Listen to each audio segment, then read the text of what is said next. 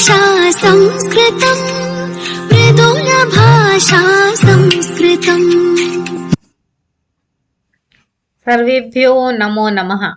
आज की संस्कृत कक्षा में आप सबका स्वागत है और आज हम जानने वाले हैं BA first year first semester Sanskrit elective के यूनिट वाइज सिलेबस को और क्वेश्चन पेपर के पैटर्न को। आप सब जानते हैं स्टूडेंट, परीक्षाओं का दौर आरंभ हो चुका है और इस बार भी हमारी परीक्षाएं ऑनलाइन मोड से होने जा रही हैं और हमारे बहुत से ऐसे स्टूडेंट्स हैं जिन्हें अभी तक अपने यूनिट वाइज सिलेबस का और क्वेश्चन पेपर के पैटर्न का नहीं पता है। तो इसलिए ये लेक्चर आप सबको बहुत हेल्प करने वाला है। बहुत ही कंसंट्रेशन के साथ आपने अपने यूनिट वाइज सिलेबस को समझना है और क्वेश्चन पेपर के पैटर्न को भी बहुत ध्यान से समझना है, क्योंकि आप जानते हैं बहुत बार क्वेश्चन पेपर रिपीट होते रहते हैं। तो इसलिए हम सबसे लेटेस्ट क्वेश्चन पेपर को आज की क्लास में डिस्कस करने वाले हैं। तो आप हमारे साथ लेक्चर के एंड तक बने रहें। आपकी क्वेश्चन पेपर और सिलेबस को लेकर जो भी डाउट्स हैं, हमारा प्रयास रहेगा कि वो सभी डाउट्स हम दूर कर सकें, वो सभी डाउट्स हम सॉल्व कर सकें। तो चलिए देर ना करते हुए आरंभ करते हैं। सबसे पहले बात करते हैं चौधरी बंसीलाल यूनिवर्सिटी भिवानी में BA first year first semester Sanskrit elective का सिलेबस क्या है। क्योंकि आप सब जानते हैं क्वेश्चन पेपर को अटेम्प्ट करने से पहले अपने सिलेबस को समझना बहुत जरूरी है। तो चलिए देखते हैं। फर्स्ट यूनिट में हमारे पास संस्कृत व्यवहार शास्त्री के 1 से 8 लेसन हैं और संस्कृत वाक व्यवहार का अर्थ ही है कि संस्कृत भाषा में बातचीत करना सीखना। तो इसलिए हमारे विद्यार्थी संस्कृत भाषा में बातचीत कर सके, तो उस दृष्टि से संस्कृत व्यवहार शास्त्री के 1 से 8 पार्ट आपको दिए गए हैं और ये यूनिट 16 मार्क्स का है। सेकेंड यूनिट में हमारे पास हितोपदेश जो नारायण पंडित द्वारा रचित है और जिसकी कुछ कहानियां हमारे पास सिलेबस में दी गई हैं। मित्र लाभ के अंतर्गत कथामुख, काक, मृग, कूर्म, मूषिका कथा और गृध विधाल कथा। तो इसमें लगभग आपके पास 4 कहानियां आने वाली हैं। कबूतरों और चूहों के राजा की कहानी है, बूढ़े बाघ और लालची पथिक की कहानी है, हिरण और गीदड़ की कहानी है और बूढ़े गीध और बिलाव की कहानी है। तो इन सभी कहानियों को आप बहुत अच्छे से पढ़ लें, क्योंकि जब आप कहानियों को याद कर लेंगे अच्छे से तो हितोपदेश के जो भी आप गद्यांश और पद्यांश पढ़ने वाले हैं तो उनको समझना और भी अधिक आसान हो जाएगा। और इसके साथ साथ कहानियों में जो पात्राएं हैं उनके नाम भी अच्छे से याद कर लीजिए, क्योंकि इससे संबंधित वेरी शॉर्ट क्वेश्चन भी पूछ लिए जाते हैं। 2 या 3 श्लोकों का सरलार्थ पूछा जाएगा। जो एक श्लोक जो है 4 नंबर का होगा, यानी ये 12 नंबर हो गए। और उसके अलावा 2 कथाओं में से एक का सारांश लिखना आएगा, यानी कहानी आपको लिखने आएगी 4 नंबर की। तो ये यूनिट हुआ हमारे पास 16 मार्क्स का। थर्ड और फोर्थ यूनिट हमारे ग्रामर के होते हैं, जिसमें मार्क्स लेने बहुत आसान है और उसके लिए थोड़ी सी प्रैक्टिस करने की आवश्यकता है। थर्ड यूनिट में हमारे पास कुछ शब्द रूप हैं और कुछ धातु रूप हैं 5 लकारों में, और ये यूनिट हमारे पास 16 मार्क्स का है। शब्द रूप और धातु रूप को याद करना इतना इम्पोर्टेंट है स्टूडेंट्स, क्योंकि आने वाली क्लासेस में अब आपके पास हिंदी से संस्कृत में अनुवाद बनाने का कार्य आएगा। आप अनुवाद का कार्य तभी कर पाएंगे जब आपने शब्द रूप धातु रूप याद किए होंगे। फिर उसके बाद हम इनकी पहचान सीखते हैं, विभक्तियों के नियम सीखते हैं, पर बेस हमारा शब्द रूप और धातु रूप है। इसलिए आपने इसको बहुत अच्छे से तैयार करना है। फोर्थ यूनिट में हमारे पास अट संधि यानी स्वर संधि है, हल व्यंजन संधि है और विसर्ग संधि है। और कंठस्थ 2 श्लोकों का आपको शुद्ध लेखन लिखना है। कोई भी 2 श्लोक जो आप बचपन से पढ़ते आ रहे हैं उनका शुद्ध लेख होना चाहिए। कहने का तात्पर्य उसमें अशुद्धि नहीं होनी चाहिए। तो और इसमें ध्यान रखने वाली बात यह है कि प्रश्न पत्र में पूछे गए श्लोक से भिन्न होने चाहिए वो श्लोक। ये ना हो कि जो क्वेश्चन पेपर में श्लोक आया वही श्लोक आप यहाँ पर लिख दें। स्टूडेंट्स ऐसे करते हैं, ऊपर हितोपदेश के श्लोक आए हैं और नीचे वही श्लोक कंठस्थ श्लोकों में लिख दें। ऐसा नहीं है, जो भी आपको याद है पर वो हमारे क्वेश्चन पेपर के साथ मैच नहीं होने चाहिए, ये हमें ध्यान रखना है। तो ये यूनिट हमारे पास 16 मार्क्स का है। तो इस तरीके से आपको क्वेश्चन पेपर आने वाला है स्टूडेंट्स, और हर एक यूनिट में से दो दो वेरी शॉर्ट क्वेश्चन आपसे पूछे जाएंगे। ठीक है, तो यानी 8 प्रश्न पूछे जाएंगे, दो दो नंबर के हैं, तो ये 16 मार्क्स का वेरी शॉर्ट क्वेश्चन का काम है, और इसमें भी मार्क्स लेने बहुत आसान है। वो तभी आसान है स्टूडेंट्स जब आप अपने यूनिट वाइज सिलेबस को जान लेते हैं, और ग्रामर की प्रैक्टिस बिना लिखे आप नहीं करेंगे, इस बात का आपको ध्यान रखना है। ठीक, कैसे करेंगे ग्रामर की प्रैक्टिस? कम से कम 2 बार लिखकर। ठीक है, अब हम बात करते हैं चौधरी बंसीलाल यूनिवर्सिटी भिवानी में BA first year first semester Sanskrit elective के सबसे लेटेस्ट क्वेश्चन पेपर के बारे में। क्वेश्चन पेपर को समझने से पहले स्टूडेंट्स इतना जरूर कहेंगे कि आपने अब यूनिट वाइज अपने सिलेबस को समझ लिया है, और अब आप क्वेश्चन पेपर के पैटर्न को एक बार अच्छे से देख लें, समझ लें, और नोटबुक भी अपने साथ रखें। जहां आवश्यकता हो उसको आप जरूर लिखें, और जो भी आपके डाउट्स आए तो आप उसे साथ साथ कमेंट बॉक्स में पूछ सकते हैं। और आप जानते हैं स्टूडेंट, बहुत बार ऐसा होता है कि क्वेश्चन पेपर रिपीट होता रहता है, इसलिए आपने बहुत ध्यान से इस क्वेश्चन पेपर को समझना है। ये क्वेश्चन पेपर हमें 80 मार्क्स का आने वाला है, और सबसे पहले हमारे पास वेरी शॉर्ट क्वेश्चन का काम है। 8 प्रश्न पूछे जाएंगे जो कि 16 नंबर के हैं। चलिए पहला प्रश्न देखते हैं। हितोपदेश के मंगलाचरण में किस देवता की स्तुति की गई है? भगवान शिव की। अगला प्रश्न, चित्रग्रीव और हिरण्य कथा में चित्रग्रीव किसका नाम है? कौन था स्टूडेंट्स? कबूतरों का राजा। हितोपदेश जब कहानी आप पढ़ेंगे तो उसके अंतर्गत जितनी कहानियां आई हैं तो सबसे पहले आप उन्हें याद करें, ताकि आप उनके पात्रों से परिचित हो सके, उन पात्रों के क्या नाम हैं, इनसे संबंधित वेरी शॉर्ट क्वेश्चन पूछ लिए जाते हैं। ठीक है स्टूडेंट्स, चलिए नेक्स्ट। हितोपदेश के रचनाकार का नाम नारायण पंडित। रात्रि के समय अभिवादन को संस्कृत में क्या कहते हैं? शुभ रात्रि। लता शब्द के सप्तमी भक्ति के रूप लिखने को कहे हैं। ये तभी आप लिख पाएंगे स्टूडेंट जब आपको शब्द रूप याद होगा। लतायाम, लतयोः, लतासु। नेक्स्ट, राजपुत्रों को नीति विद्या संबंधी कथाएं किस विद्वान ने कही? गम धातु के लोट लकार प्रथम पुरुष के रूप लिखिए। गच्छतु, गच्छताम, गच्छन्तु।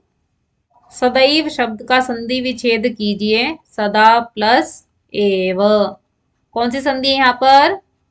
वृद्धि संधि।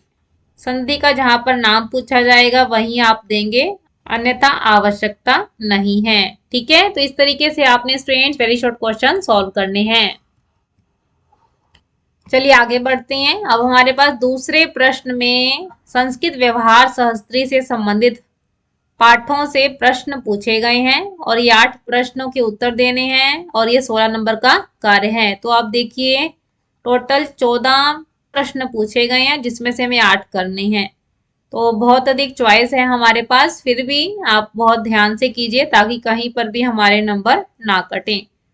और इनके जो आप आंसर देंगे, जो आपने पाठ संस्कृत व्यवहार शास्त्री के अंतर्गत पढ़े हैं, उनसे ही संबंधित आपको आंसर देने हैं। थोड़ा बहुत परिवर्तन कर सकते हैं, परंतु प्रयास कीजिए जो आपने लेसन्स में पढ़ा है उन्हीं से संबंधित आपने आंसर देने हैं। भवतः नाम किम, भवतः पुल्लिंग है तो इसलिए पुल्लिंग का ही उत्तर देना है कि मम नाम रामः, मम नाम कृष्णः, मम नाम सुरेश, मम नाम दीपकः। तो कोई भी पुल्लिंग नाम आप यहाँ लिख सकते हैं। ठीक है। चित्रम कथम आसीत, चित्रम सुंदरम आसीत। नेक्स्ट, तत्र गत्वा भवान किम करोति, वहां जाकर आप क्या करते हैं? भवान यानी पुल्लिंग के लिए प्रयोग किया गया है। तत्र गत्वा अहम पठामि। चलिए अगला प्रश्न, गृहे उपविश्य किम करोति, घर पर बैठकर क्या करते हो? गृहे उपविश्य पुस्तकम पठामि। अगला प्रश्न, प्रवासः कथम आसीत, प्रवासः शोभनः आसीत्। पूरा लिखेंगे आंसर स्टूडेंट्स, ठीक है। भवती किम करोति, भवती स्त्रीलिंग के लिए प्रयोग किया गया है। अहम अध्यापिका अस्मि। चलिए अगला देखते हैं। गृहे सर्वे कुशलम किम, आम, गृहे सर्वम कुशलम। चलिए नेक्स्ट, उपकृते किम क्रियते, उपकृते धन्यवादः क्रियते। अद्य भवतः कार्यक्रमः क, आज आपका क्या कार्यक्रम है। अद्य मम कोऽपि कार्यक्रम नास्ति, आज कोई भी कार्यक्रम नहीं है। चलिए अगला देखते हैं। पुनः अस्माकं मेलनं कदा, फिर आपसे मिलना कब होगा। शीघ्रमेव, मेलनं भविष्यति, जल्दी ही मेल होगा। अद्य क वार, अद्य सोमवासर। भवान कस्यां कक्षायां पठति, भवान यानी पोलिंग का आंसर है। जो आपके चैप्टर्स में दिए गए हैं उन्हीं से रिलेटेड आप आंसर लिखें। अहम नवम कक्षायां पठामि। अगला, यानम कदा निर्गच्छति, यान माने गाड़ी, कब छूटेगी, गाड़ी 10 बजे छूटेगी। अगला प्रश्न, इदानीं भवान कुत्र गच्छति, कहाँ जाते हो। इदानीं अहम देवालयं गच्छामि, कार्यालयं गच्छामि। इस प्रकार कई तरीके से आप ये आंसर दे सकते हैं, ठीक है। चलिए अगला प्रश्न देखते हैं। 3 पद्यों की व्याख्या करने के लिए कहा गया है और एक श्लोक आपका 4 नंबर का है, यानी ये कार्य आपके पास 12 नंबर का है। चलिए देखते हैं श्लोकों को अटेम्प्ट करने का तरीका क्या है। सबसे पहले प्रसंग लिखेंगे जिसमें आप लेसन का नाम, राइटर का नाम लिखते हैं। उसके बाद अवतरण एक पंक्ति में बताएं कि इस श्लोक में किस विषय पर बात की जा रही है। उसके बाद अर्थ या सरलार्थ हेडिंग डालेंगे जिसमें श्लोक का सामान्य अर्थ होगा और उसको एक्सप्लेन करने का कार्य व्याख्या भाग में करेंगे। उसके बाद व्याकरण, जो भी आप शब्द रूप, धातु रूप और संधि कार्य पढ़ चुके हैं तो इसको यहाँ पर ऐड कर सकते हैं, कंपल्शन नहीं है, इसे स्किप भी कर सकते हैं, पर अगर आप थोड़ी बहुत भी व्याकरण जानते हैं तो इसको जरूर ऐड करें। चलिए पहला श्लोक देखते हैं। सिद्धि साध्ये सतामस्तु प्रासादात् तस्य ध्रुजटे जाह्नवी फेन लेखेव यन्मूर्धिन शशिनः कलाः। के आरंभ में कवि नारायण पंडित अपने इष्ट देव भगवान शिव के प्रति श्रद्धा व्यक्त कर रहे हैं। सिद्धि साधे सतामस्तु प्रासादात् तस्य धूर्जटेः जाह्नवी फेन लेखेव यन्मूर्धिन शशिनः कलाः। यहाँ से आरंभ कीजिए। मूर्धिन कहते हैं मस्तक को, कि जिसके मस्तक पर शशिनः चंद्रमा की कलाएं हैं। और जाह्नवी फेन लेखेव, जाह्नवी किसके लिए प्रयोग किया गया है, गंगा नदी के लिए, कि गंगा नदी की झागों की राशि के समान विद्यमान है। सिद्धि साधे सतामस्तु प्रसादात् तस्य ध्रुजटे, ध्रुजटे माने शिव जी के लिए प्रयोग किया गया है। उस शिव जी की कृपा से, प्रसाद माने कृपा से। सिद्धि साधिए, सताम कहते हैं सज्जनों को, सज्जनों का मनोरथ पूर्ण हो, सफल हो, सिद्ध हो। तो यहाँ पर नारायण पंडित ने भगवान शिव के प्रति अपनी श्रद्धा भाव को प्रकट करते हुए समस्त लोक के कल्याण के लिए प्रार्थना की है। इस प्रकार आपने श्लोक का अर्थ लिख के एक्सप्लेन करना है। चलिए अगला श्लोक देखते हैं। उद्यमेन ही सिद्ध्यन्ति कार्याणि न मनोरथै न हि सुप्तस्य सिंहस्य प्रविशन्ति मुखे मृगाः। यहाँ पे राजा सुदर्शन अपने अशिक्षित पुत्रों को ज्ञानी व बुद्धिमान बनाने के लिए भाग्य को बलवान नहीं मानता बल्कि परिश्रम को आवश्यक मानते हुए सोचता है कि उद्यमेन सिद्ध्यन्ति, उद्यम माने परिश्रम से, प्रयत्न से कार्यानि कार्य सिद्ध होते हैं। ना मनोरथई, मन में इच्छा रखने मात्र से कार्यों की सिद्धि नहीं होती है। न ही सुप्तस्य सिंहस्य प्रविशन्ति मुखे मृगाः, यहाँ शेर का उदाहरण देते हुए बता रहे हैं कि सोते हुए शेर के मुख में स्वयं मृगः उसका शिकार, मृग हिरण आदि प्रवेश नहीं करता है। तो यहाँ पर परिश्रम करने के महत्व को बताया गया है। इस प्रकार आप अर्थ लिखेंगे और फिर उसे एक्सप्लेन करेंगे। अगला श्लोक देखते हैं। सर्वस्य ही परीक्ष्यन्ते स्वभावा नेत्रे गुणाः, आदित्य ही गुणान सर्वान स्वभाव मूर्धिन वर्तते। यहाँ पर कहानी चल रही है बाघ और बूढ़े ब्राह्मण की। जो बाघ ब्राह्मण को सोने के कंगन का लालच देकर फंसा लेता है, तो बूढ़ा ब्राह्मण पश्चाताप करता हुआ सोचता है कि सर्वस्य ही परीक्ष्यन्ते, के सभी के स्वभावों की परीक्षा की जाती है, परख की जाती है। नेत्रे गुणा, न इतरे, न अन्य गुणों की परख नहीं की जाती है। अतिथ्य ही गुणान सर्वान स्वभावो मूर्धिन वर्तते, स्वभाव ही निश्चित रूप से, मूर्धिन माने सबसे ऊपर है, सबसे श्रेष्ठ है। अतिथ्य ही गुणान, गुणों से बढ़कर है। एक व्यक्ति का स्वभाव ही सभी गुणों से अतिथ्य माने बढ़कर है।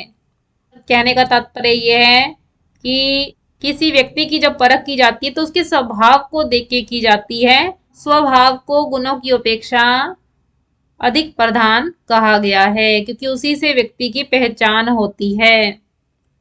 इस प्रकार आप अर्थ लिखेंगे और फिर उसे एक्सप्लेन करेंगे। चलिए अगला देखते हैं श्लोक। तृणानि भूमिरुदकं वाक् चतुर्थी च सुनृता, एतान्यपि सताम गेहे नोच्छिन्द्यन्ते कदाचन।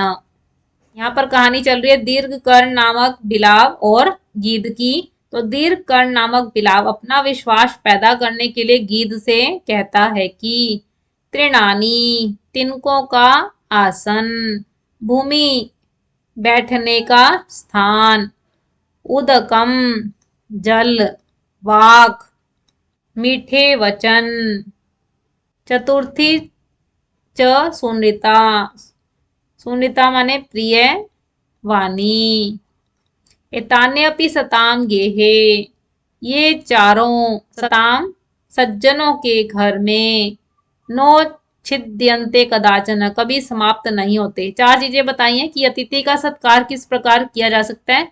तिनकों का आसन हो, दूसरा बैठने का स्थान हो, भूमि इत्यादि, तीसरा उदक माने जल, और चौथा प्रिय वचन।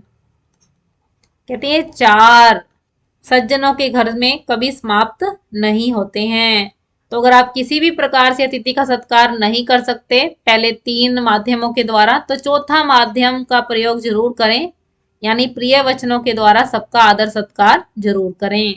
इस प्रकार आप अर्थ लिखेंगे और फिर उसे एक्सप्लेन करेंगे। चलिए अगला श्लोक देखते हैं। ना कश्चित कस्य चिन्मित्रम ना कश्चित कस्यचित रिपु, व्यवहारेण मित्राणि जायन्ते रिपवस्ततः। यहाँ पर कहानी चल रही है हिरण, कौवे और गीदड़ की। तो चित्रांग नामक हिरण अपने और कौवे के साथ गीदड़ की मैत्री स्वीकार करते हुए कहता है कि ना कश्चित कस्य चिन्ह मित्रम, कोई किसी का मित्र नहीं होता है। ना कश्चित कस्य चिद रिपु, और ना ही कोई किसी का शत्रु होता है। व्यवहारेण मित्राणि जायन्ते रिपवस्तथा, व्यवहार से ही मित्र व रिपु माने शत्रु हो जाया करते हैं।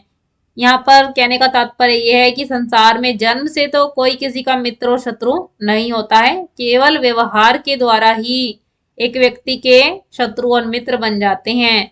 प्रिय वाक्य बोलने से वह मित्र बन जाता है और अप्रिय कठोर व्यवहार के कारण शत्रु बन जाता है। इस प्रकार आप अर्थ लिखेंगे और फिर उसे एक्सप्लेन करेंगे।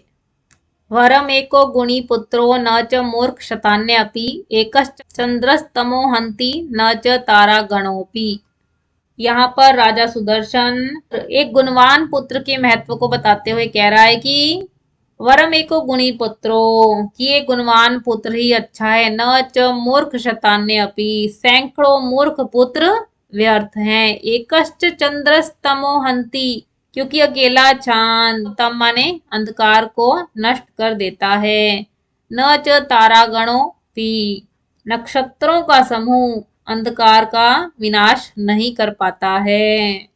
कहने का तात्पर्य है कि यदि वंश में 100 पुत्र हैं और वह सही मार्ग पे नहीं चल रहे हैं, गुणों से रहित हैं, तो ऐसे मूर्ख पुत्रों की अपेक्षा एक गुणवान पुत्र को अच्छा कहा गया है।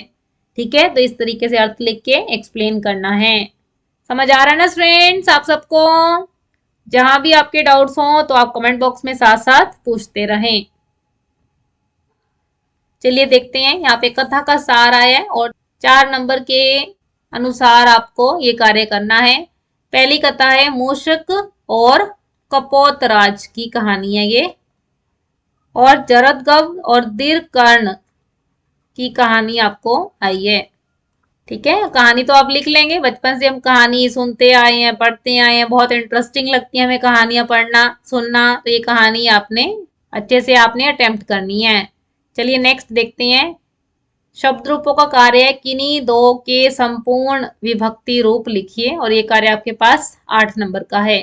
व्याकरण के विषय में इतना कहेंगे स्टूडेंट्स कि जितनी भी व्याकरण आपको आती है, भले ही उसमें चॉइस दी गई है, अगर आपको व्याकरण सारी आती है तो आप सारी करके आएंगे, क्योंकि बहुत बार मात्राओं की गलती निकल जाती है, हलंत विसर्ग की गलती निकल जाती है, तो फिर वहां पे मार्क्स कटने की संभावना रहती है। पर अगर आप व्याकरण पूरी करके आते हैं, प्रायश ऐसा देखा गया कि एग्जामिनर उसे चेक कर देता है और मार्क्स भी दे देता है, तो आपके मार्क्स बचे रहते हैं। ठीक है, तो व्याकरण आपको पूरी करनी है। यहाँ पे 4 दिए हैं रूप, अगर आपको चारों आते हैं तो चारों कर दीजिए। ठीक है, संपूर्ण विभक्ति रूप कहे हैं, यानी पूरा शब्द रूप लिखना है, और इससे रिलेटेड सभी इंपॉर्टेंट लिंक्स आपको डिस्क्रिप्शन बॉक्स में दिए गए हैं कि शब्द रूपों को कैसे याद करें, क्या इसकी शॉर्ट ट्रिक्स हैं, एक शब्द रूप को याद करके बाकी शब्द रूप और कैसे बना सकते हैं, तो आप डिस्क्रिप्शन बॉक्स जरूर चेक करें। चलिए अगला प्रश्न देखते हैं। 2 धातुओं के यथा निर्दिष्ट रूप लिखिए। भू धातु का लंग व लोट लकार है, इनसे भी संबंधित सभी इंपॉर्टेंट लिंक्स आपको डिस्क्रिप्शन बॉक्स में दिए गए हैं। चलिए बनाते हैं। भू धातु का लंग लकार, अभवत, अभवताम, अभवन। साथ साथ स्टूडेंट्स आप अपना रिवाइज करते रहें। अभवः, अभवतम, अभवत, अभवम, अभवाव,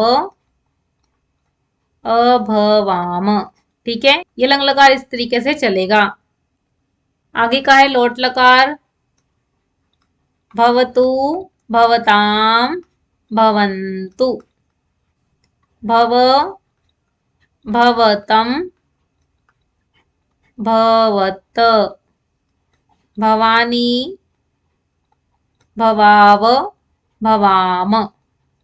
स्टूडेंट्स इन सबको करने के लिए सबसे पहले आप कोई भी एक धातु अच्छे से याद कर लीजिए, स्पेशली पट धातु के 5 लकार अच्छे से तैयार कर लीजिए, फिर आपके लिए सभी धातुओं के रूप बनाने आसान हो जाएंगे। ठीक है, नेक्स्ट गम धातु का लट और लरिट। लट कैसे चलता है? गमती नहीं, गच्छति। बाकी सेम पैटर्न चलाओगे, पठती पठता पठंती, गच्छती गच्छता गच्छन्ति। ठीक है, बना लेंगे ना, ये तो बहुत सरल आया है। लरिट लकार कैसे बनेगा? पहला इसका अक्षर देख लीजिए कैसे बनेगा, गमिष्यति। बाकी सेम पैटर्न आपका, जैसे आप लट लकार चलाएंगे उसी तरीके से लरिट लकार चलाना है। नेक्स्ट देखते हैं हन धातु का लट लकार, थोड़ा परिवर्तन इसलिए इसको चला लेते हैं। हंती, हत, घनंती। ये घ है स्टूडेंट्स, आधा घ, ठीक, ह नहीं है। हंसी, हथ, हथ। हन्मी, हन्वह, हन्मह। ठीक है। अब हन धातु का लोट लकार गाए, हंतु, हताम, घनंतु। घ आधा है, ठीक है, ये घ है। जही, हतम, हत। हनानी, हनाव, हनाम। चलिए नेक्स्ट, नम धातु का लट और लेट आया है। लट कैसे चलेगा, ये तो बहुत सरल है। नमति, नमतः, नमंती, नमसी, नमथ, नमत, नमामि, नवाव, नमामः। ठीक है। लरिट लगार एक बार देख लीजिए। नंस्यति से चलेगा। ठीक है, नमिष्यति नहीं बना देना। नंस्यति, नंस्यतः, नंस्यन्ति। बाकी आप खुद बनाने का प्रयास कीजिए। ठीक है, कर लेंगे ना। चलिए नेक्स्ट देखते हैं। दीर्घ संधि और यन संधि की उदाहरण परिभाषा लिखने को कहा गया है। चलिए सबसे पहले दीर्घ संधि देख लेते हैं। इसके लिए पाणिनि मुनि ने सूत्र बताया है। अकह सवर्णे दीर्घः। अक का क्या तात्पर्य है।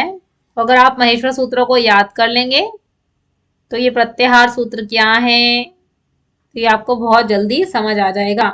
अक कहने का तात्पर्य है अ, ई, उ और री के पश्चात समान स्वर आ जाए तो क्या होता है, दीर्घ होता है। क्या नियम बनते हैं इससे, अ प्लस अ मिलकर बनता है दीर्घ आकार। अ यहाँ पर लघु या दीर्घ हो सकता है और पीछे भी लघु या दीर्घ अ हो सकता है, पर रिजल्ट हमेशा बड़े में ही रहेगा, दीर्घ में ही रहेगा। ठीक है। ऐसे ही दूसरा नियम है, ई प्लस ई मिलकर बनती है दीर्घ इकार। तीसरा नियम है, उ प्लस उ मिलकर बनता है दीर्घ उकार। चौथा नियम है, री प्लस री मिलकर बनती है दीर्घ ऋकार। इसके अंतर्गत 4 नियम आते हैं। एक एक करके उदाहरण देखिए। अ वाला, विद्यालय, विद्या प्लस आलय। हिमालय, हिम प्लस आलय। ई का उदाहरण देखिए। प्रतीक्षा, प्रति प्लस इक्षा। परीक्षा, परि प्लस इक्षा। उ का उदाहरण देखिए। सुक्ति, सु प्लस उक्ति। लघुर्मी, लघु प्लस ऊर्मी। त्री का उदाहरण देखिए। पितृन्नम, पितृ प्लस ऋण्णम। ऐसे ही मातृन्नम, मातृ प्लस ऋण्णम। ठीक है, तो इस तरीके से आपने दीर्घ संधि को नियम और उदाहरण के साथ सिद्ध करना है। ठीक है। चलिए अगला हमसे यन संधि पूछी गई है। इसके लिए पाणिनि का सूत्र है इको यंची। इको यन आदेश होता है। पर ये आप तभी जान पाएंगे जब स्टूडेंट 14 महेश्वर सूत्र याद करेंगे। तो इससे रिलेटेड भी इंपॉर्टेंट लिंक्स आपको डिस्क्रिप्शन बॉक्स में दिए जाएंगे, तो आप वहां जाकर जरूर चेक कीजिए कि महेश्वर सूत्र क्या है, इनसे किस प्रकार प्रत्याहार बनाए जाते हैं।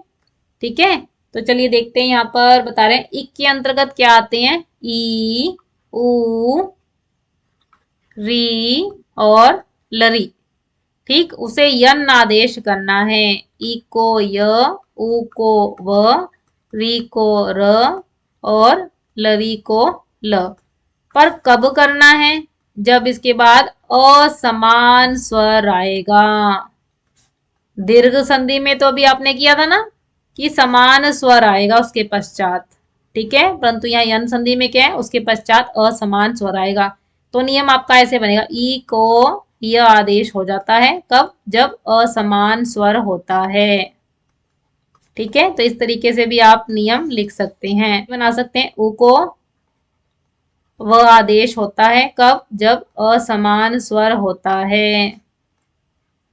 ऐसे री को बनाएंगे, री को र होता है कब, जब असमान स्वर होता है। ऐसे री को ल आदेश होता है कब, जब असमान स्वर होता है। ठीक है, तो ये 4 नियम यन संधि में तो इनके एक एक करके उदाहरण भी देख लीजिए। ई वाला देखते हैं, प्रत्येकम, प्रति प्लस एकम। ऊ का उदाहरण देखिए, स्वागतम।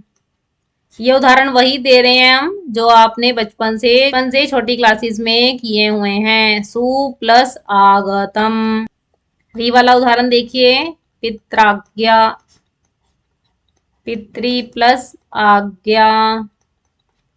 लरी वाला उदाहरण देखिए, ली प्लस आकृति, क्या बना, लाकृति। ठीक है, तो इस तरीके से आपने नियम लिखना है और उसको उदाहरण के द्वारा सिद्ध करना है। चलिए आखिरी प्रश्न है, किन्हीं 5 की संधि कीजिए और ये कार्य आपके पास 10 नंबर का है। और देखिए 10 में से 5 करने हैं, फुल चॉइस है, 50% चॉइस है ये आपको। और कोशिश कीजिए कि अगर आपको जितनी आती है संधि, अगर 5 से ज्यादा आती है तो 5 से ज्यादा करेंगे। ठीक है, हरिये, हरे प्लस ए हरिये, ये अयादी संधि है। सु प्लस उक्ति, अभी आपने देखा था, दीर्घ संधि है ये। नर प्लस इंद्र, नरेंद्र, गुण संधि है यहाँ। देव प्लस ऋषि, देवर्षि, यहाँ भी गुण संधि है। उत प्लस ज्वल, उज्ज्वल, यहाँ पर व्यंजन संधि है। प्रति प्लस एकम अभी किया यन संधि में, प्रत्येकम, यन संधि है यहाँ। दिक प्लस अंबर, दिगंबर, यहाँ व्यंजन संधि है। सत प्लस आचार, सदाचार, ये भी व्यंजन संधि है। पो प्लस अन, पवन, अयादी संधि है। तत् प्लस लीन, तल्लीन, ये व्यंजन संधि है। तो इस तरीके से स्टूडेंट्स आपने संधि कार्य को करना है। यहाँ पर संधि का नाम नहीं पूछा गया है, ये सिर्फ आपको समझाने के लिए है कि कौन कौन सी संधियों के नियम है यहाँ पर। ठीक है, अगर संधि का नाम पूछा जाएगा तभी आप संधि का नाम लिखेंगे, अन्यथा लिखने की आवश्यकता नहीं है। तो इस तरीके से आपने क्वेश्चन पेपर को अटेम्प्ट करना है। और व्याकरण संबंधित कार्य में जो भी पूछा जाए तो कोशिश करें जितना अधिक से अधिक आप कर सकते हैं उतना करें, ताकि हमारे कहीं पर भी मार्क्स ना कटें। ठीक है स्टूडेंट्स, आज की कक्षा में हमने अपने सिलेबस को और क्वेश्चन पेपर को बहुत डिटेल के साथ जाना। और इन सिलेबस और क्वेश्चन पेपर से रिलेटेड आपका कोई भी डाउट है तो आप कमेंट बॉक्स में ले सकते हैं। आपकी कोई सजेशन है तो वह भी आप कमेंट बॉक्स में बता सकते हैं। आपको लेक्चर कैसा लगा यह भी आप कमेंट बॉक्स में जरूर बताएं। अगर आपको लेक्चर अच्छा लगा तो आप इसे लाइक कीजिए, ज्यादा से ज्यादा फ्रेंड्स के साथ शेयर कीजिए, क्योंकि बहुत से स्टूडेंट्स ऐसे हैं जिन्हें अपने सिलेबस के बारे में नहीं पता है। और जब आप सिलेबस को यूनिट वाइज समझ लेते हैं तो क्वेश्चन पेपर को अटेम्प्ट करना बहुत आसान हो जाता है। तो इसलिए अपने फ्रेंड्स के साथ इस लेक्चर को जरूर शेयर करें। और अगर आप चैनल पे नए आए हैं, संस्कृत सीखना चाहते हैं, संस्कृत की नई अपडेट के साथ जुड़ा रहना चाहते हैं, सिलेबस कवर करना चाहते हैं, तो चैनल को सब्सक्राइब भी कीजिए ताकि आने वाली नई नोटिफिकेशन सबसे पहले आपको मिले। आप हमें फेसबुक और इंस्टाग्राम के पेज पे भी फॉलो कर सकते हैं। आशा रख सकते हैं कि आपने लेक्चर बहुत ध्यान से सुना होगा, आपके सभी डाउट्स क्लियर हुए होंगे। तो इसलिए स्टूडेंट्स आप सबका हृदय की गहराइयों से बहुत बहुत धन्यवाद। फिर मिलेंगे हम स्टूडेंट्स नई अपडेट और नए टॉपिक के साथ। ऑल द बेस्ट स्टूडेंट्स, नमो नमः, नमः संस्कृताय।